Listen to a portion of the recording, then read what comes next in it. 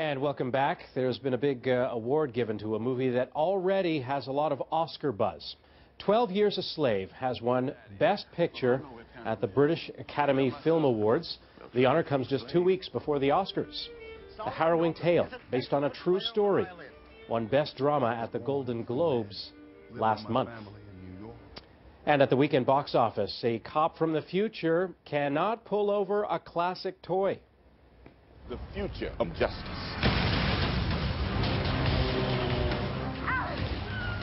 The action-packed reboot came in third place, capturing $21.5 million. He broke up with me. Get out of here. It's that. See, my parents are coming to town, and I'm like, I want to meet them. And he's like, no way. And I'm like... Yet another 80s remake was second. The romantic comedy About Last Night, starring Kevin Hart, rang up $27 million. Rest in pieces. Oh, no. Wait, no.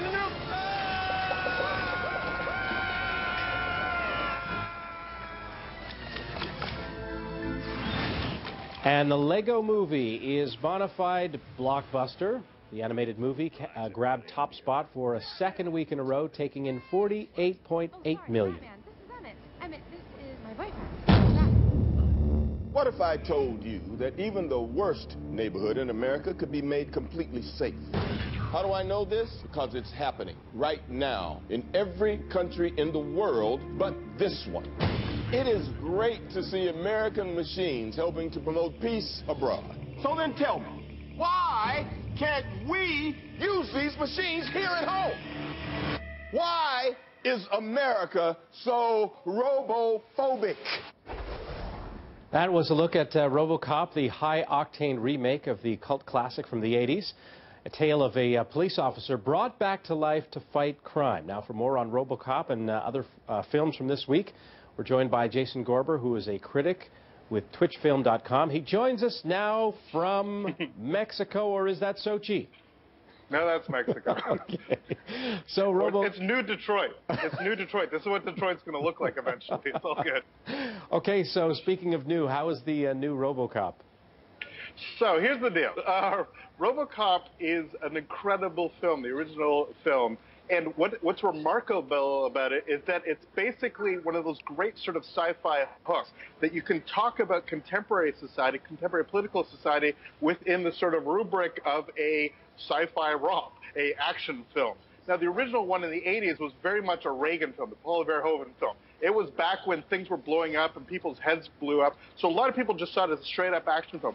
The new one definitely takes the same shtick and runs with it. It's a Brazilian director instead of somebody coming over from Scandinavia. It's somebody who's come over from South America to tell a different take on Obama's America. Yes, it's set in the future, but it's very much a condition and discussing the use of drones, the use of technology to somehow take our law enforcement and our military outsourcing and put it in that context. How is it as a film? It's okay. It's not so good.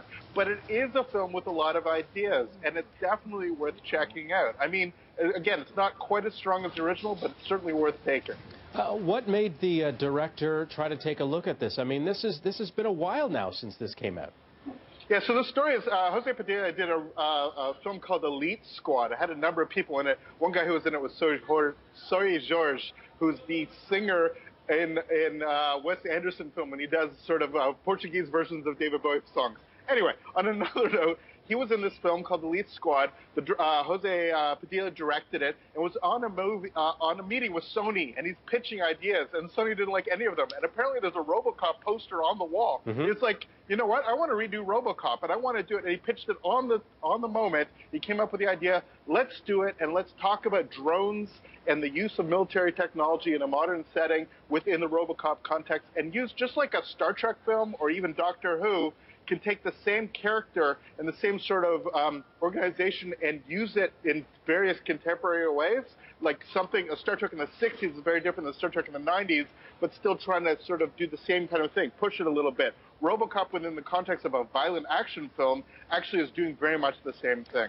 The second film, Irvin Kershner tried really hard. The guy who did Empire Strikes Back did the second film. He tried it. The third film was terrible. This being the fourth ROBOCOP film, forgetting the TV series and stuff like that, it's actually worth seeing. It's not amazing, but it's definitely worth checking out. Sometimes when they do these remakes, they have 8 others planned. Do you see that happening in this case? Honestly, I don't quite know that it's got enough to actually sustain the character moving forward, but I definitely think this is something that is worth revisiting a little bit more. Look, we do it all the time with superheroes. There's a superhero reboot. And rightly or wrongly, a lot of superheroes are sort of arc characters. In other words, what they're rebooting is just the same core story. What this reboot actually does is allows you to tell within the same context a very different story. So as politics change, the ROBOCOPs change. This is the ROBOCOP for today. Just like Nolan's Batman was very much a Batman for contemporary, whereas Tim Burton's Batman was very different, whereas somebody like Spider-Man, which is slightly less political, we don't really care. There's another Spider-Man. It just comes out. It's another fun action film about Peter Parker. But something like ROBOCOP, like Batman, can actually be used much more effectively to reflect on society because it's a much darker story that's mixing genres very much. Jason, thanks. I'm going to remind people that you'll be tweeting pictures from Mexico at Filmfest_CA. Thanks a lot.